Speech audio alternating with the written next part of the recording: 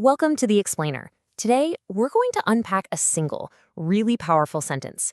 It's part warning, part advice, and it all kicks off with a pretty chilling idea.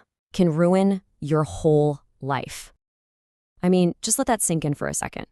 When you hear that, the stakes are immediately sky high. What on earth could possibly have that kind of power? Well, the source material we're looking at today says one single decision does. So yeah, let's start right there with the most dramatic part of this claim. How can one wrong move, one bad decision, lead to something so, well, so final? According to this source, it all comes down to this number, 1. We're not talking about a string of bad habits or a lifetime of mistakes, but a single, solitary choice that can change absolutely everything. And the connection it makes is incredibly direct. There are no detours, no maybes. It's a straight line from one wrong turn to a ruined life. The cause and effect is just as simple as it is terrifying. So that's the big question, isn't it?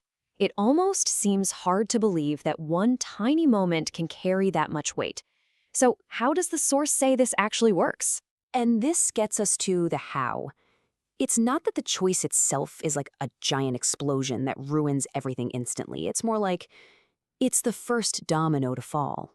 You can kind of see the path laid out here. It all starts with a rush decision, right? One you make without really thinking. And because of that, you get these unforeseen complications, things you just didn't see coming. Well, those complications then set off a whole cascade of new problems. And that cascade, that's what leads to the ruinous outcome. So the whole point here is that these moments are kind of like a switch on a railroad track. One tiny nudge in the wrong direction sends your entire train down a completely different path. And it can be incredibly hard, maybe even impossible, to get back on the original track. Okay, so if the moment itself is that critical, what determines if we make the right choice or the wrong one? Well, the source material argues it all comes down to the state of your mind. It's really a battle between calm and chaos going on in your head. Think of it like this: two totally opposite states of mind. On one side, you have calm. That's when your thinking is clear, your actions are deliberate, you're focused. But on the other side, you've got chaos. And that's when your judgment is clouded, your decision is rushed, and your emotions are basically driving the bus.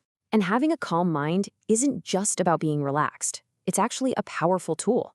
It's what allows for rational thought to cut through all that emotional noise. It creates the space you need to actually think about the consequences. The second, third, and fourth dominoes down the line. It gives you the strength to resist a bad impulse and see the whole board, not just the move right in front of you. And that right there brings us to the first part of the source's core message. This is the preventative medicine. This is the how-to for avoiding that terrible outcome. Learn to be calm in your head before you make decisions. So how do we get that calm? The source doesn't talk about it like it's a mood you just, hope to fall into. No, it frames it as a discipline, something you actually have to learn. And that first word is really the key to everything.